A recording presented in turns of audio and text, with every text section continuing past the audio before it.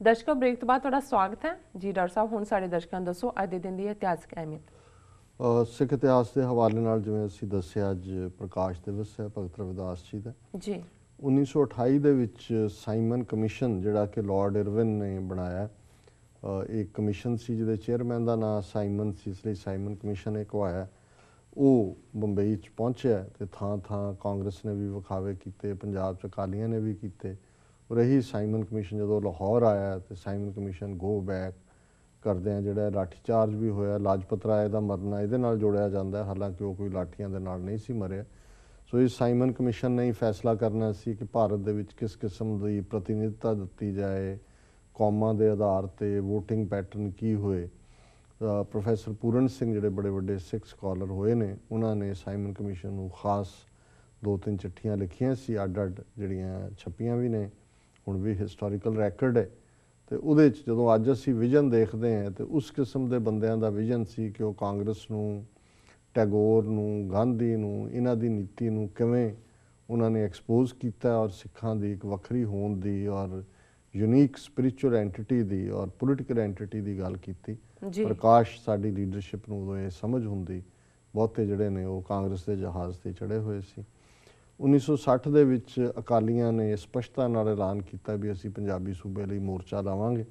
24 ਜਨਵਰੀ 1960 ਤੋਂ ਸ਼ੁਰੂ ਹੋਣਾ ਸੀ ਤੇ ਅਮਰਿੰਦਰ ਸਿੰਘ ਦਾ ਪਿਓ ਯਾਦਵਿੰਦਰ ਸਿੰਘ ਜਿਹੜਾ ਕਿ ਐਂਬੈਸਡਰ ਵੀ ਰਿਹਾ ਸੀ ਔਰ ਉਸ ਵੇਲੇ ਐਕਟਿਵ ਸੀ, ਉਹਨੇ ਪੁੱਜ ਕੇ ਵਿਰੋਧ ਕੀਤਾ ਪੰਜਾਬੀ ਸੂਬੇ ਦਾ। ਬਾਅਦ 66 ਜਦੋਂ ਬਣ ਗਿਆ, ਪਟਿਆਲੇ 'ਚੋਂ MLA ਵੀ ਬਣਿਆ ਆਜ਼ਾਦ ਖਲੋ ਕੇ, ਉਹਨੂੰ ਸੀ ਸ਼ਾਇਦ ਮੈਂ ਚੀਫ ਮਿਨਿਸਟਰ ਬਣ ਜਾਏ।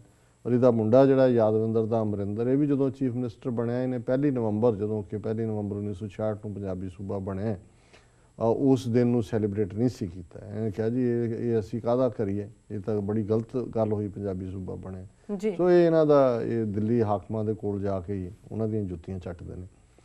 ਵਰਲਡ ਹਿਸਟਰੀ ਦੇ ਹਵਾਲੇ ਨਾਲ 1690 ਦੇ ਵਿੱਚ ਪਹਿਲੀ ਵਾਰ ਮੈਸਾਚੂਸਟਸ ਦੀ ਕਾਲੋਨੀ ਨੇ ਪੇਪਰ ਮਨੀ, ਡਾਲਰ ਹਰੇ ਹਰੇ, ਇਹ ਛਾਪਣੇ ਸ਼ੁਰੂ ਕੀਤੇ। ਉਸ ਤੋਂ ਪਹਿਲਾਂ ਅਮਰੀਕਾ 'ਚ ਵੀ ਸੋਨਾ, ਚਾਂਦੀ, ਕਾਪਰ, ਸੋਨੇ ਦੇ ਰੁਪਈਆ ਹੁੰਦੇ ਸੀ, ਚੁੱਕਣੇ ਔਖੇ ਹੋਣੇ ਸੀ, ਥੈਲੀਆਂ ਭਰਨੀਆਂ। ਹੁਣ ਤਾਂ ਵਾਲਟ ਦੇ ਵਿੱਚ ਹੀ ਜਿਹੜੇ ਨੇ ਉਹ ਤੁੰਨੇ ਜਾਂਦੇ ਨੇ। ਫਸਟ ਪੇਪਰ ਮਨੀ 1690 'ਚ। 1783 ਦੇ ਵਿੱਚ ਸਪੇਨ ਨੇ ਅਮਰੀਕਾ ਦੀ ਆਜ਼ਾਦੀ ਨੂੰ ਰੈਕਗਨਾਈਜ਼ ਕੀਤਾ। ਆਲਮੋਸਟ 7 ਸਾਲ ਬਾਅਦ 1776 'ਚ ਡੈਕਲੇਰੇਸ਼ਨ ਆਫ ਇੰਡੀਪੈਂਡੈਂਸ ਹੋਈ। 1815 ਦੇ ਵਿੱਚ ਦੁਨੀਆ ਦੀ ਪਹਿਲੀ ਕਮਰਸ਼ੀਅਲ ਜਿਹੜੀ ਚੀਜ਼ ਫੈਕਟਰੀ ਸਵਿਟਜ਼ਰਲੈਂਡ 'ਚ ਲੱਗੀ। ਅੱਜ ਵੀ ਜਿਹੜਾ ਬੈਸਟ ਚੀਜ਼ ਹੁੰਦਾ ਉਹ ਸਵਿਟਜ਼ਰਲੈਂਡ ਦਾ ਹੁੰਦਾ, ਬੜੇ ਬੜੇ ਰੰਗ ਬਰੰਗੇ ਚੀਜ਼ ਜੀ ਖਾਂਦੇ ਹੋਣੇ। ਉਹ ਚੀਜ਼ ਪੀਜ਼ਾ ਜੀ ਖਾਂਦੇ ਹੋਣਾ ਜੀ। 1913 ਉਹ ਨਹੀਂ ਚੰਗਾ ਹੁੰਦਾ, ਪੀਜ਼ੇ ਵਾਲਾ ਜੰਕ ਜਾਂਦਾ ਹੈ। 1913 'ਚ 16ਵੀਂ ਅਮੈਂਡਮੈਂਟ ਅਮਰੀਕਾ 'ਚ ਹੋਈ, ਜਿਹਦੇ ਥੱਲੇ ਫੈਡਰਲ ਇਨਕਮ ਟੈਕਸ ਜਿਹੜਾ ਉਹ ਰੈਟੀਫਾਈ ਕੀਤਾ। 1915 'ਚ ਟਰਕਿਸ਼ ਐਂਡ ਜਰਮਨ ਆਰਮੀ ਜਿਹੜੀ ਹੈ ਉਹ ਦੋਨੋਂ ਸਵੇਜ਼ ਕੈਨਾਲ ਪਹੁੰਚ ਗਈ ਜੀ। 1916 'ਚ ਕੈਨੇਡਾ ਦੀ ਜਿਹੜੀ ਓਰੀਜਨਲ ਪਾਰਲੀਮੈਂਟ ਬਿਲਡਿੰਗ ਸੀ ਓਟਵਾ 'ਚ, ਉਹ ਅੱਗ ਲੱਗ ਕੇ ਸੜ ਗਈ।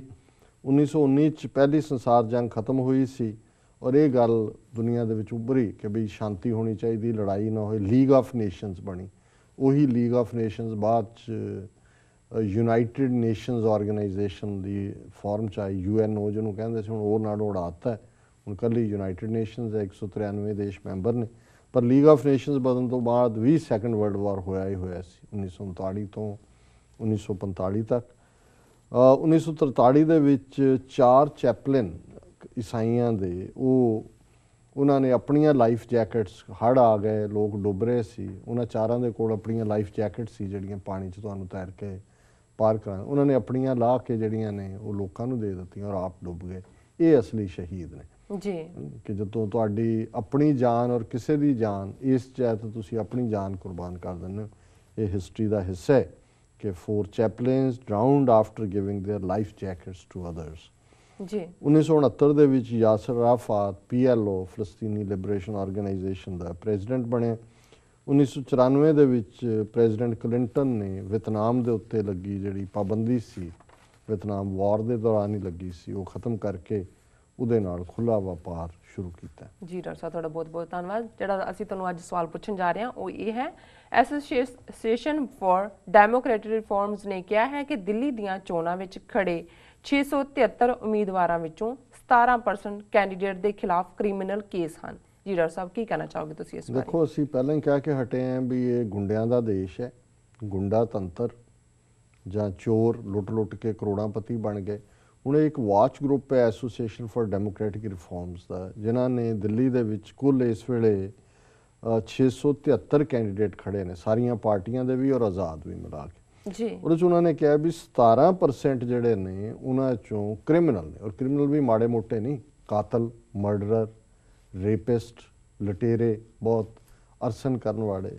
ਔਰ ਉਹਨਾਂ 17% ਚੋਂ ਜਦੋਂ ਅੱਗੋਂ ਉਹਨਾਂ ਨੇ ਬ੍ਰੇਕਡਾਊਨ ਕੀਤਾ ਕਿ ਵੀ ਉਹਨਾਂ ਦੇ ਵਿੱਚ 27 ਜਿਹੜੇ ਨੇ ਉਹ 39% ਕ੍ਰਿਮੀਨਲ ਬੈਕਗਰਾਊਂਡ ਵਾਲੇ ਬੀਜੇਪੀ 'ਚੋਂ ਨੇ।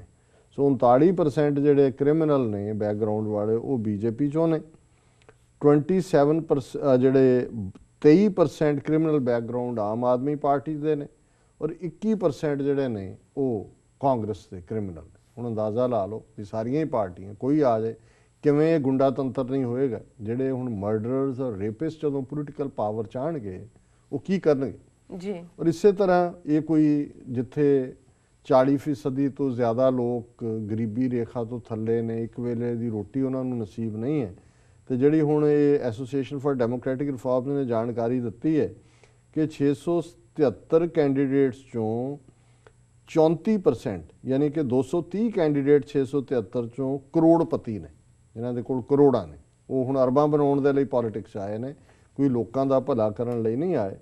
ਤੇ ਜੇ ਐਜੂਕੇਸ਼ਨ ਲੈਣੀ ਹੈ ਤੇ 117 ਉਮੀਦਵਾਰ ਐਸੇ ਨੇ ਜਿਨ੍ਹਾਂ ਨੇ 10ਵੀਂ ਪਾਸ ਹੈ, ਉਹ ਵੀ ਕਿਹਾ ਹੋਣਾ 10ਵੀਂ ਪਾਸ, ਪੈਸੇ ਦੇ ਕੇ ਸਰਟੀਫਿਕੇਟ ਲਏ ਹੋਣੇ ਜੀ। ਤੇ 26 ਉਹ ਨੇ ਜਿਨ੍ਹਾਂ ਨੂੰ ਇਲਦਾ ਨਾ ਕੋਕੋ ਨਹੀਂ ਆਉਂਦਾ, ਸਕੂਲ ਗਏ ਹੀ ਨਹੀਂ, ਊੜੇ ਤੇ ਕੱਕੇ 'ਚ ਕੋਈ ਫਰਕ ਨਹੀਂ ਪਤਾ ਜੀ। ਉਹ ਵੀ ਜਿਹੜੇ ਨੇ ਉਮੀਦਵਾਰ ਹੋਣਗੇ। ਔਰ ਹੁਣ ਇਸ ਸਾਰੇ ਚੋਂ ਜੇ ਤੁਸੀਂ ਕੀ ਕੱਢੋਗੇ ਸਾਰੀ ਰਿਪੋਰਟ ਚੋਂ, ਮੈਂ ਤਾਂ ਇਹ ਲੱਭਦਾ ਰਿਹਾ ਕਿ ਵੀ ਉਹਦੇ ਚੋਂ ਫਿਰ ਉਹ ਕਹਿੰਦੇ ਨੇ 261 ਕੈਂਡੀਡੇਟ ਉਹ ਨੇ ਜਿਨ੍ਹਾਂ ਨੇ ਇਨਕਮ ਟੈਕਸ ਨਹੀਂ ਡਿਕਲੇਅਰ ਕੀਤਾ। ਔਰ ਜਿਹੜੇ ਇਹ ਸਾਰੇ ਚੋਂ ਇਹਨਾਂ ਦੀ ਰਿਪੋਰਟ ਵਾਲਿਆਂ ਨੇ ਕਿਹਾ ਕਿ ਵੀ ਕਾਂਗਰਸ ਹੋਏ, ਆਮ ਆਦਮੀ ਪਾਰਟੀ ਹੋਏ, ਬੀਜੇਪੀ ਹੋਏ, ਕ੍ਰਿਮੀਨਲ, ਕਰੋੜਪਤੀ, 10ਵੀਂ ਪਾਸ, ਇਲਿਟਰੇਟ, ਇਹ ਸਾਰੀਆਂ ਹੀ ਪਾਰਟੀਆਂ ਦੀ ਵੱਡੀ ਪਰਸੈਂਟੇਜ ਹੈ ਜੀ। ਸੋ ਜੈ ਬੋਲੋ ਬੇਈਮਾਨ ਕੀ, ਜੈ ਬੋਲੋ ਜੀ ਡਾਕਟਰ ਸਾਹਿਬ ਬਿਲਕੁਲ। ਹੁਣ ਸਾਡੇ ਦਰਸ਼ਕਾਂ ਨੂੰ ਦੱਸੋ ਅੱਜ ਦਾ ਵਿਚਾਰ। ਅੱਜ ਦੇ ਵਿਚਾਰ ਲਈ ਅਸੀਂ ਗੁਰੂ ਅਰਜਨ ਸਾਹਿਬ ਦੇ 12 ਤੋਂ ਵਧੇਕ ਸ਼ਲੋਕਾਂ 'ਚ ਸ਼ਲੋਕ ਨੰਬਰ 7 ਨੂੰ ਚੁਣਿਆ ਜੀ। ਗੁਰੂ ਸਾਹਿਬ ਫਰਮਾਉਂਦੇ ਨੇ, ਕਰੇ ਸੋ ਚੰਗਾ ਮਾਨ, ਦੁਈ ਗਣਤ ਲਾਹੇ, ਆਪਣੀ ਨਦਰ ਨਿਹਾਲ, ਆਪੇ ਲਹਿੋ ਲਾਏ, ਜਨ ਦੇਹੋ ਮਤੀ ਉਪਦੇਸ਼, ਵਿੱਚੋਂ ਭਰਮ ਜਾਏ, ਜੋ ਧੁਰ ਲਿਖਿਆ ਲੇਖ, ਸੋਈ ਸਭ ਕਮਾਏ, ਸਭ ਕਿਛ ਤਿਸ ਦੈ ਵਸ, ਦੂਜੀ ਨਾਹੀ ਜਾਹੇ, ਨਾਨਕ ਸੁਖ ਆਨੰਦ ਪਏ, ਪ੍ਰਭ ਕੀ ਮਨ ਰਜਾਏ ਜੀ। ਕਰੇ ਸੋ ਚੰਗਾ ਮਾਨ, ਕਿ ਜੋ ਵਾਹਿਗੁਰੂ ਕਰਦੇ ਉਸ ਨੂੰ ਭਲਾ ਕਰਕੇ ਮੰਨੀ, ਔਰ ਇਹੀ ਹੁਕਮ ਰਜਾਈ ਚੱਲਣਾ ਨਾਨਕ ਲਿਖਿਆ ਨਾਲ। ਇਹੀ ਫਿਲਾਸਫੀ ਹੈ, ਹੁਕਮੀ ਬੰਦਾ ਹੈ ਸਿੱਖ, ਹੁਕਮ ਦੇ ਵਿੱਚ ਜਿਉਂਦਾ। ਕਰੇ ਸੋ ਚੰਗਾ ਮਾਨ, ਦੂਈ ਗਣਤ ਲਾਹੇ, leave behind all other judgements. ਕੁਛ ਤੁਹਾਨੂੰ ਲੱਗਦਾ ਵੀ ਹੈ ਵੀ ਤੁਹਾਡੇ ਨਾਲ ਠੀਕ ਨਹੀਂ ਹੋਇਆ, ਇਹ ਸਮਝੋ ਕਿ ਜੋ ਨਿਰੰਕਾਰ ਨੇ ਕੀਤਾ ਹੈ ਠੀਕ ਕੀਤਾ। ਅੱਜ ਤੁਹਾਨੂੰ ਉਹਦੀ ਸਮਝ ਨਹੀਂ ਹੈ, ਆਉਣ ਵਾਲੇ ਸਮੇਂ 'ਚ ਤੁਹਾਨੂੰ ਸਮਝ ਹੋਏਗੀ ਕਿ ਜੋ ਨਿਰੰਕਾਰ ਨੇ ਕੀਤਾ ਹੈ ਉਹ ਮੇਰੇ ਭਲੇ ਦੇ ਵਿੱਚ ਸੀ ਜੀ। ਆਪਣੀ ਨਜ਼ਰ ਨਿਹਾਲ, ਆਪੇ ਲੇਹੋ ਲਾਏ। ਇਹ ਨਿਰੰਕਾਰ ਦੀ ਹੀ ਬਖਸ਼ਿਸ਼ ਹੁੰਦੀ ਹੈ ਜਦੋਂ ਉਹਦੀ ਨਜ਼ਰ, ਕਹਿੰਦੇ ਨੇ ਨਜ਼ਰ ਨੂੰ, ਕਿ ਜਦੋਂ ਉਹਦੀ ਨਜ਼ਰ ਸਵੱਲੀ ਹੁੰਦੀ ਹੈ ਉਹ ਤੁਹਾਡੇ ਵੱਲ ਨਿਹਾਰਦਾ। ਇਸ ਲਈ ਨਿਹਾਲ ਨੂੰ ਨਿਹਾਲਣਾ ਵੀ ਕਹਿੰਦੇ ਨੇ, ਵੇਖਣਾ ਵੀ ਕਹਿੰਦੇ ਨੇ, ਕਿ ਉਹ ਤੁਹਾਡੇ ਵੱਲ ਨਜ਼ਰ ਕਰਦਾ ਹੈ। ਆਪਣੀ ਨਜ਼ਰ ਨਿਹਾਲ, ਜਦੋਂ ਤੁਹਾਡੇ ਵੱਲ ਉਹ ਆਪਣੀ ਪਿਆਰ ਭਰੀ ਦ੍ਰਿਸ਼ਟੀ ਸੁੱਟਦਾ ਹੈ, ਮਿਹਰ ਭਰੀ ਦ੍ਰਿਸ਼ਟੀ ਸੁੱਟਦਾ ਹੈ, ਆਪੇ ਲੇਹੋ ਲਾਏ, ਉਹ ਤੁਹਾਨੂੰ ਆਪ ਹੀ ਆਪਣੇ ਲੜ ਲਾ ਲੈਂਦਾ। ਔਰ ਇਸ ਲਈ ਅਸੀਂ ਪੜ੍ਹਦੇ ਹਾਂ, ਇੱਕ ਜਗੰਦਿਆਂ ਨਾ ਲਹਨ, ਇੱਕ ਨਾ ਸੁੱਤਿਆਂ ਦੇ ਉਠਾਰ।